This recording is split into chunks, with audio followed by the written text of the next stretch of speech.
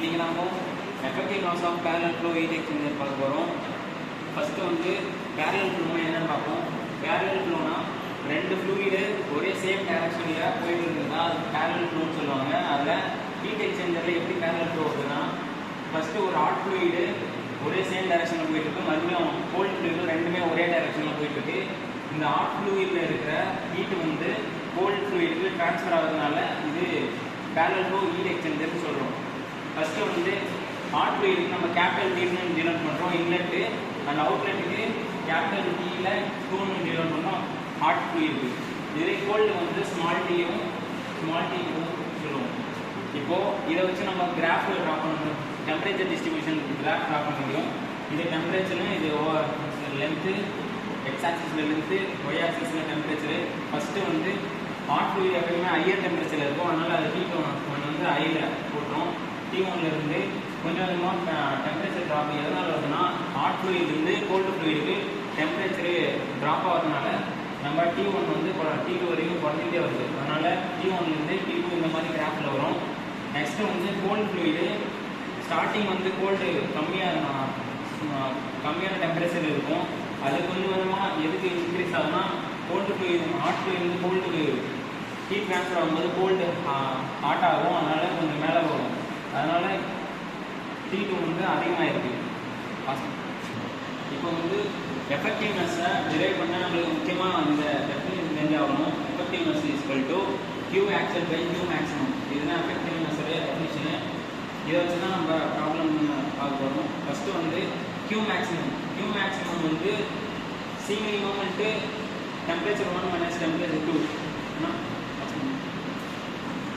இந்த Q maths வந்து எப்படி T2 மைனஸ் T1 வந்துச்சுன்னா, இங்கே இதில் பார்த்தீங்கன்னா Q மேக்ஸிமம் டெம்பரேச்சர் டிஸ்ட்ரிபியூஷன் பார்த்தீங்கன்னா இங்கே தான் வரும். T1லேருந்து இந்த T1 தான் மேக்ஸிமமாக டெம்பரேச்சர் டிஸ்ட்ரிபியூஷன் ஆகிருக்கு. அதனால தான் Q மேக்ஸிமம் வந்து T1 to T1 minus small T1 வந்துருக்கு. அதனால் இது வரும். இப்போ நம்ம இந்த ப்ராப்ளம் சால்வ் பண்ணுறதுக்கு C மினிமம் பார்த்தீங்கன்னா இது டேட்டா புக்கில் இருக்குது. இந்த C minimum M0 into C hot fluid C minimum இருக்குது ஃபார்முலா டேட்டா புக்கில் 163 இருக்குது. இந்த டெரிவேஷன் சால்வ் பண்ணிட்டு நம்ம ஒரு அசைன் பண்ணணும். இந்த hot fluid as the fluid with minimum heat capacity. ஏன்னா இதுவும் மேக்ஸிமம், இதுவும் ரெண்டுமே மேக்ஸிமம். அதனால் இதை செட்டிலைஸ் பேலன்ஸ் பண்ணுறதுக்காக C மினிமம் ஆட் பண்ணோம். அதனால் இந்த கண்டிஷன் ஃபுல்லாத்தையும் நம்ம மினிமம் ஹீட் கெப்பாசிட்டியை வச்சு மெயின்டைன் பண்ண போகிறோம். ஃபஸ்ட்டு வந்து நெக்ஸ்ட்டு வந்து Q ஆக்சுவல் வந்து MC ΔT, அதுதான் இது ஹாட் ஃப்ளூயிடுக்கு, இது கோல்டு ஃப்ளூயிடுக்கு. இதை ஃபஸ்ட்டு ஈக்குவேஷன் வச்சுக்கணும். நெக்ஸ்ட்டு நம்ம இன்னொரு டேர்ம் டிஃபைன் பண்ணோம், அதான் capacity ratio capital C. Okay, capital C தான் கெப்பாசிட்டி ரேஷியோன்னு சொல்லுவோம். இது C minimum by C max. இந்த C minimum divide by C max, இதுவும் டேட்டா புக்கில் இருக்கும். C மினிமம் C மேக்ஸும். C மினிமமுக்கு நம்ம வந்து இங்கே என்ன அசைன் பண்ணுவோம்னா, C மினிமம் தான் ஹீட் கெப்பாசிட்டி மினிமம் வேல்யூன்னு அசைன் பண்ணிக்கணும் ஹாட் ஃப்ளூயிடை. அதனால் C மினிமம் வந்து MHCH போட்டுருக்கும். C மேக்ஸ் ஆட்டோமேட்டிக்காக கோல்டு ஃப்ளூயிட் வரும் MHCH. இதை செகண்ட் ஈக்குவேஷன் எடுத்துக்கிறோம். நெக்ஸ்ட்டு வந்து எஃபெக்டிவ்னஸ் உடைய formula Q actual by Q max. நம்ம ஏற்கனவே Q ஆக்சுவலும் Q மேக்ஸும் கண்டுபிடிச்சிருக்கோம். Q actual Q max C minimum by T1 minus T2 and MH T1 minus இந்த MHCH வந்து அதான் C மினிமம். ரெண்டு C மினிமம் இருக்கிறதுனால ரெண்டு கேன்சல் ஆகிட்டு மிச்சம் இந்த ரெண்டு டேர்ம் மட்டும் வரும். அதுதான் இங்கே போட்டோம். C minimum divide by C minimum இது ரெண்டும் கேன்சல் ஆகிட்டு மிச்சம் இது ரெண்டு மட்டும் இங்கே வரும். அதான் எஃபெக்டிவ். இப்போ வந்து நம்ம T1 மட்டும் தனியாக எடுக்கிறோம். ஏன்னா இது வந்து நம்ம ஹாட் ஃப்ளூயிடில் இந்த ப்ராப்ளம் ஃபேஸ் பண்ணுறதுனால நம்ம T1 ஒரு சைடாக வச்சுட்டு கேபிட்டல் Tலாம் அந்த சைடு கொண்டு போயிடும். ஃபஸ்ட்டு வந்து இது இந்த சைடு நம்ம வள்ளிக்கிழமை வந்துடும். நெக்ஸ்ட்டு வந்து எஃபெக்டிவ்னஸை இந்த சைடு கீழே வந்து வரனா T1 நம்மளுக்கு தேவை ஸ்மால் T1. அதனால் ஸ்மால் T1 மட்டும் இங்கே வச்சுட்டு எல்லாத்தையும் ஆன்சர் அமைச்சோம்னா நம்மளுக்கு இந்த ஃபைனலாக இந்த ஆன்சர் வந்து எடுக்கும். கடைசியாக ஃபோர்த் ஈக்குவேஷனில் நம்ம T1 கண்டுபிடிச்சோம். இப்போ T2 அந்த மாதிரி எப்படி கண்டுபிடிக்கும் பார்ப்போம். இப்போ அதுக்காக பதிலே நம்ம Q ஆக்சுவல் ஃபஸ்ட் ஈக்குவேஷன் எடுத்துக்கணும். ஃபஸ்ட் ஈக்குவேஷன் தான். ஃபஸ்ட் ஈக்குவேஷன் வந்து இது ரெண்டு ஈக்குவேட் பண்ணுறோம். MHயும் MCயும் சேவ் பண்ணிட்டு T2 டிவைட் பண்ணிடுறோம். நெக்ஸ்ட்டு வந்து இந்த MHCH by CHCH equal to C is equal to capacity ratio. அதான் C is equal to இந்த டேர்ம் வந்துடும். அது ஈக்குவேஷன் 2ல் நம்ம சால்வ் பண்ணி தான் பார்க்க முடியும். அதனால்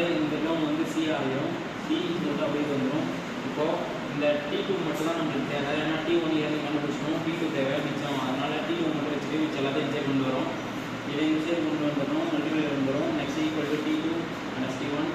நெக்ஸ்ட்டு உள்ள மல்டிபிளை பண்ணுறோம், CT1 CT2 equal to T2 minus T1. Next வந்து T2 மட்டும் அந்த வச்சு மிச்சம் எல்லாத்தையும் அச்சலாம் சொல்கிறோம். ப்ளஸ் T1 இருந்ததுன்னா ப்ளஸ் ஆகிடும், T1 ப்ளஸ் ஆகிடும்.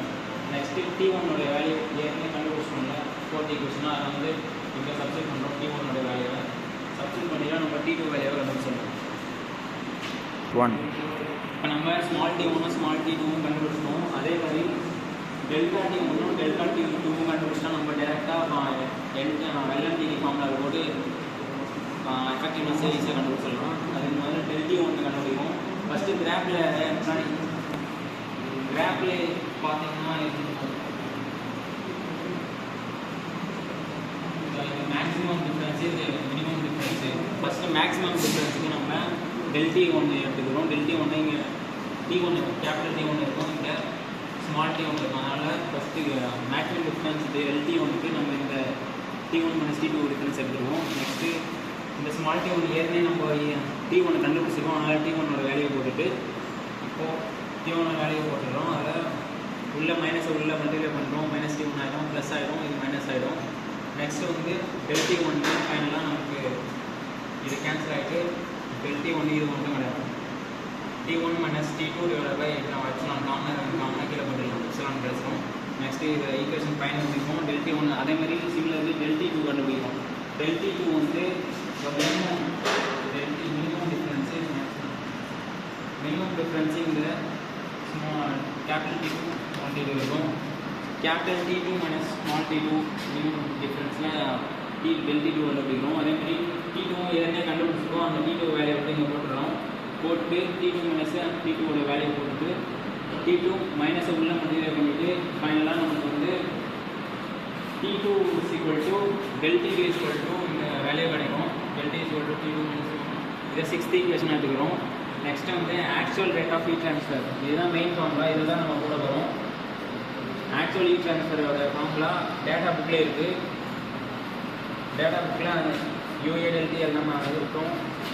நெக்ஸ்ட்டு வந்து இந்த T1 மைனஸ் T2 இந்த பக்கம் வச்சுட்டு மிச்சம் MHCH அந்த சைடு டிவைடில் அமுச்சு விட்டுருவோம். அமுச்சு விட்டிங்கன்னா UA பை 10 MHCHன்னு வரும்.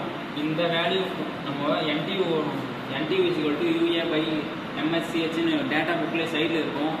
பார்த்தீங்கன்னா இருக்கும் NTUவோட வேல்யூ. நெக்ஸ்ட்டு வந்து இந்த ΔTM வேல்யூ வந்து பேரலல் ஃப்ளோக்கு இந்த ஃபார்முலா வரும். ΔTLM LMTD ஃபார்முலா அதையும் எடுத்து கொடுக்குறோம். நம்ம ஏற்கனவே T1 T2 T எல்லாமே கண்டுபிடிச்சிட்டோம். அதனால் டேரெக்டாக ஃபார்முலாவில் சப்ஸ்டிட் பண்ணோன்னா நம்ம ஆன்சரை கண்டுபிடிச்சிடலாம். நெக்ஸ்ட்டு வந்து இந்த T1 மைனஸ் T2வில் எல்லாம் மல்டிப்ளை பண்ணுறோம். மல்டிப்ளை பண்ணிவிட்டு இதோடைய வேல்யூ வந்து NTU இருக்கும். NTU இஸ் இன்ட்டு இந்த T1 மைனஸ் T2. நெக்ஸ்ட்டு வந்து இந்த T1 மைனஸ் T1 எல்லாம் அப்படியே இருக்கும். நெக்ஸ்ட்டு வந்து NTU வந்து ஸோ இதில் வந்து நம்ம T1 value T2 value substitute பண்ணுறோம். T1 வேல்யூ T2 வேல்யூவை சப்ஸ்டிட் பண்ணிடுறோம். பண்ணிவிட்டு equal to NTU into T1 minus T2 T1 வேல்யூவும் T2 வேல்யூவும் சப்ஸ்டிட் பண்ணிடுறோம். நெக்ஸ்ட்டு வந்து என்னன்னா இதிலிருந்து நம்ம இது ரெண்டும் கேன்சல் ஆகிறதுனால இது ரெண்டும் கேன்சல் ஆகிடும். மிச்சம் இங்கே வந்து 1/ε மட்டும் இருக்கும். 1/ε கீழே 1/ε மைனஸ் 1 மைனஸ் C இருக்கும். Next equal to NTU T1 minus T2. இதுலேருந்து நம்ம காமனாக T1 மைனஸ் T2 வெளியே எடுக்கிறோம். T1 மைனஸ் T2 இதுலேருந்து காமனாக வெளியே எடுக்கிறோம். அதனால் T1 மைனஸ் T2 வெளியே வந்துடும். நெக்ஸ்ட்டு இங்கே 1/ε மட்டும் இருக்கும். அதாவது வந்து எஃபெக்டிவ்னஸ் மைனஸு இது வந்து 1/e மைனஸ் 1 மைனஸ் C இருக்கும். டிவைடட் பைல கீழே T1 மைனஸ் T2 இந்த T1 மைனஸ் T2 டிவைட் அனுப்பிச்சு விட்ருக்கோம். அதனால் T1 மைனஸ் T2 பண்ணுறோம். நெக்ஸ்ட்டு வந்து இதை 10 சிம்பிளிஃபை பண்ணிங்கன்னா இதை அப்படியே எப்சிலான் இன்ட்டு 1 பண்ணிங்கன்னா 1 minus epsilon into 1 minus epsilon and epsilon into C minus epsilon into C காமனாக டிவைடில் எப்சிலான் போட்டுரும் ஈக்குவல் டு NTU. நெக்ஸ்ட்டு இங்கே இருக்கிற இந்த டேர்மும் கேன்சல் ஆகிடும். நெக்ஸ்ட்டு வந்து 1/ε மைனஸ் 1/ε ப்ளஸ் 1 ப்ளஸ் C இந்த ப்ளஸ் C வந்து இந்த உள்ள மைனஸை மல்டிப்ளை பண்ணிடுவோம். அதனால் ப்ளஸ் ஆகிடும். நெக்ஸ்ட்டு வந்து பேலன்ஸ் வந்து இங்கே இந்த எப்சிலானும் இதுவும் கேன்சல் ஆகிடும். நெக்ஸ்ட்டு 1/, வெறும் இது மட்டும் இருக்கும். 1/1 மைனஸ் எப்சிலான் இன்ட்டு 1 + c. இந்த 1 + c வந்து 1, இதை மைனஸ் இப்போ இங்கே வந்து இந்த எப்சிலானும் இந்த எப்சிலானும் கேன்சல் ஆகிடும். மிச்சம் வந்து இதில் மைனஸ் எப்சிலானும் காமனாக இருக்கிறதுனால அதை வெளியே எடுக்கிறோம். இங்கே இருக்கிற 1 அப்படியே வந்துடும். மைனஸ் எப்சிலானை வெளியே எடுத்துட்டா மிச்சம் இங்கே 1 இருக்கும். ப்ளஸ்ஸு மைனஸ் வெளியே எடுத்துனால ப்ளஸ்ஸு இந்த சி மட்டும் இங்கே இருக்கும். நெக்ஸ்ட்டு ஈக்குவல் டு NTU, இது 2 கேன்சல் ஆகிடும். ப்ளஸ்ஸும் மைனஸும் கேன்சல் ஆகிடும். நெக்ஸ்ட்டு வந்து ப்ளஸ்ஸு 1 + c மட்டும் இருக்கும். நெக்ஸ்ட்டு இந்த ln கேன்சல் ஆகிறதுக்காக நம்ம E எடுக்கிறோம். ln E எடுக்கிறதுனால ln கேன்சல் ஆகிட்டு அந்த பக்கம் 2 சைடு ln E எடுக்கிறதுனால ln கேன்சல் ஆகிடும். E பவரில் NTU பவர் 1 + c வந்துடும். இப்போ வந்து ஃபைனலாக நமக்கு இந்த எஃபெக்டிவ்னஸ் மட்டும் தான் தேவை. அதனால் எஃபெக்டிவ்னஸ் மட்டும் ஒரு சைடு வச்சுட்டு இது எல்லாத்தையும் ஒரு சைடு கொண்டு வந்துடணும். அதனால் இதை இந்த சைடு கொண்டு போய்ட்டு இது இங்கே சைடு கொண்டு வந்துடணும். எஃபெக்டிவ்னஸ் அந்த சைடு கொண்டு போய்ட்டு இந்த சைடு கொண்டு வந்துடுறோம். நெக்ஸ்ட் வந்து E பவரில் மேலே போயிடுச்சுன்னா -NTU, E கீழே இருக்குது மேலே போயிடுச்சுன்னா மைனஸ் மேலே வந்துடும். E power -NTU power 1 + c equal to இது அப்படியே வந்துடும். நெக்ஸ்ட்டு வந்து இந்த 1 மைனஸ் எப்சிலானை வந்து நம்ம epsilon 1 minus epsilon 1 + c plus கொண்டு வந்துடுறோம். இந்த சைடு கொண்டு வந்து இது அந்த சைடு கொண்டு போயிடுறோம். மிச்சம் இது அந்த சைடு போச்சுன்னா மைனஸ் இது மைனஸ் ஆகிடும், அது ப்ளஸ் ஆகிடும். இது எப்சிலான் 1 + c. நெக்ஸ்ட்டு வந்து இது E power -NTU 1 + c. Next ஃபைனலாக எப்சிலான் மட்டும் இங்கே வச்சுட்டு இது கீழே டிவைடில் கொண்டு போயிடும். Epsilon = 1 - E power -NTU 1 + c / 1 + c. இதுதான் ஃபைனலாக எஃபெக்டிவ்னஸ் பேரலல் ஃப்ளோவுக்கு எஃபெக்டிவ்னஸுடைய ஃபார்முலா. இது டேட்டா புக்லேயும் 164 பேஜ்லேயே இருக்கும். பார்த்தீங்கன்னா டேட்டா புக்கில் 164 பேஜில் பேரலல் ஃப்ளோவுக்கு எஃபெக்டிவ்னஸோட ஃபார்முலா இதுதான். அடுத்து இதான் வந்துருக்கும். இதுதான் ஃபைனல் ஆன்சர்.